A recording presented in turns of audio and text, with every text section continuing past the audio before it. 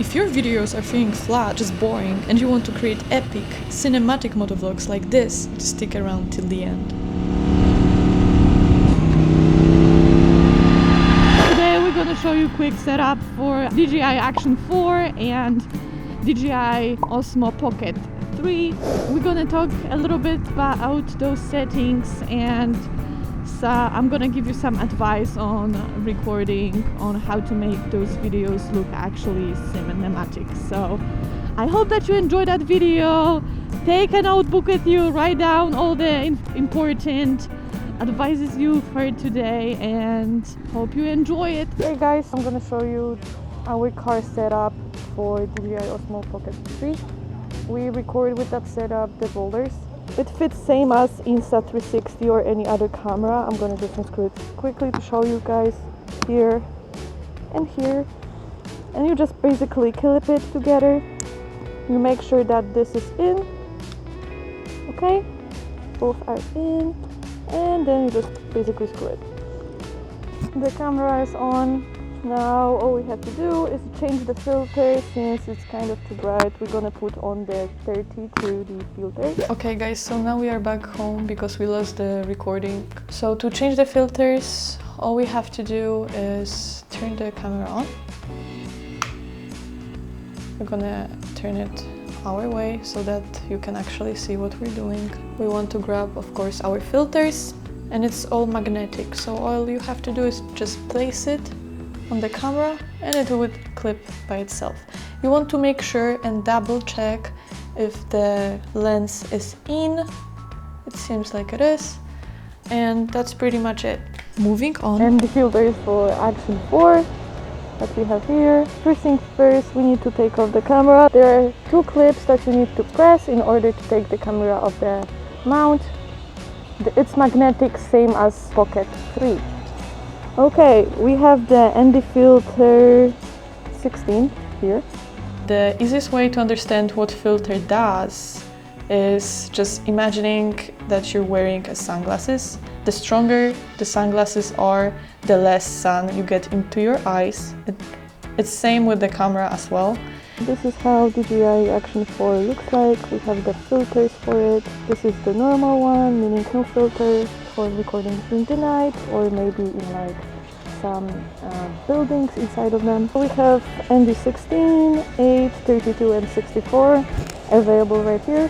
Here we won't take off the ND filter 16 because it's the perfect for this weather.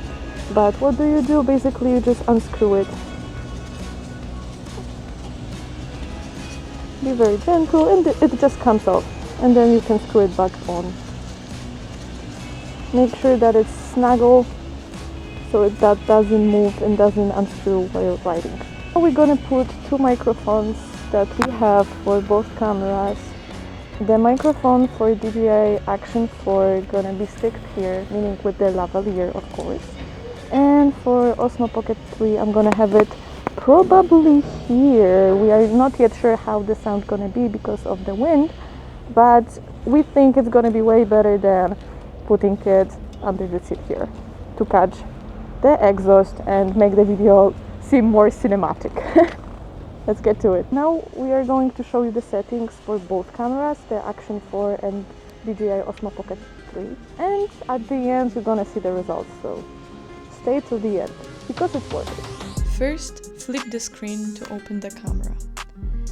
Then we open the gimbal settings, where for the gimbal mode I personally choose follow, since it can be used for many different situations. Rotational speed, I personally like to keep it at default, because I feel like it's the best compromise between speed and movement. When it comes to the camera settings, I keep the resolution at 4K, exposure as manual, shutter speed 1/60, which is twice the FPS, because the stabilization is within an actual gimbal on this camera. ISO range from 50 to 400. You can of course adapt it based on the weather. White balance 5500. It's always better to lock the white balance so it doesn't shift and make your video look too warm or too cold. We turn off the glamour effect. For the colors, we have possibility to choose normal, HLG, and D-Log M. D-Log gives you more flexibility in color correction, while the normal color setting looks more saturated and contrasting. For the adjustments, I set the sharpness as -2 and noise reduction at -1. For the focus mode, I leave it as continuous, but in some situations where I want the foreground blurred, as in this clip, for example, or background blurred, I set it as single. And now we will talk about settings for Action 4. We are recording in 4K 16:9, frame rate is 30. We will go back. For the settings, we go here. First, when you click the settings bar on the right, you're gonna see this screen. You want to go to the Pro, and then you have all kinds of different and more, I would say, professional settings that you want to change accordingly to the video you want to take. Starting off with exposure, my settings are set to what you can see right now. The shutter speed is 1/120. We are doing the manual settings, not auto. The ISO, we keep it 100/400, but you can adapt it and change it accordingly to the light. Usually you want to keep the shutter speed 1/60, but since the stabilization here is electronic, the higher the shutter speed, the better. Otherwise, you get some bleeding. When it comes to white balance, you can actually keep it automatic, since this camera has a sensor, but I decided to keep it 5500 because I usually shoot my videos during the day when it's sunlight.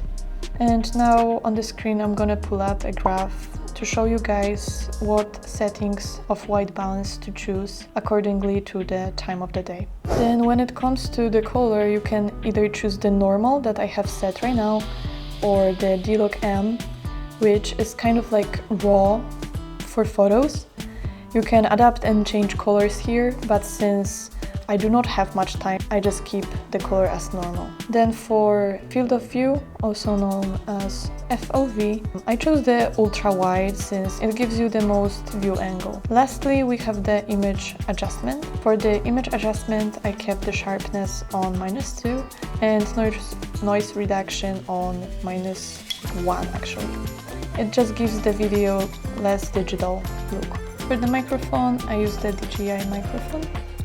And if you turn it on, this is this button right here. You press it down, it turns on, and it automatically should connect with the camera, which you can see on the bar right here.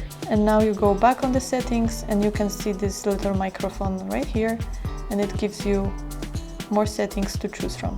I put the transmitter gain on -12. And the mute transmitter is off, same as the transmitter noise reduction. And the reason why I kept it on -12 is because of the wind noise that you get in the helmet. And through many trials and errors, I just realized that -12 is the perfect setting for the microphone and setup for riding a motorcycle. Bruh, this is just frames first armpit and of course neutral. Woo! So besides having the microphone itself, I also use a lavalier connected to the microphone. You can connect it with this. Then I also put a bit of foam around the microphone to reduce even more wind noise. So now we will move on to setting up the lavalier in the helmet. As you can tell, it's my boyfriend's helmet because there's a lot of makeup and stuff. Disgusting. So after opening this, you want to make a little U with it and put it inside of the cheek pad and then properly clip it. Yeah. You want to also make sure that the microphone is sticking out a little bit so that it actually gets your voice.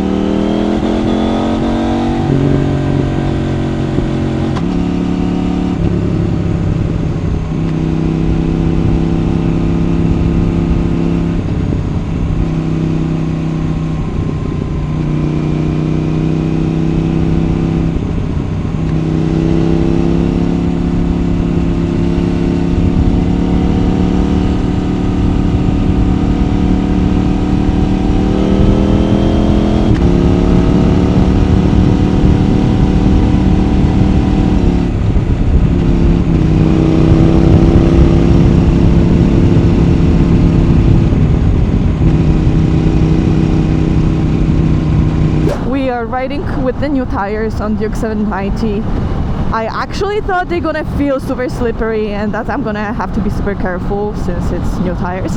But I don't know, it just doesn't want to go in that curve. You need to actually put some weight on it, the body weight, for it to lean. Why the hell people are going like half naked, crazy. What the fuck, how they even do that? Damn views. Wow.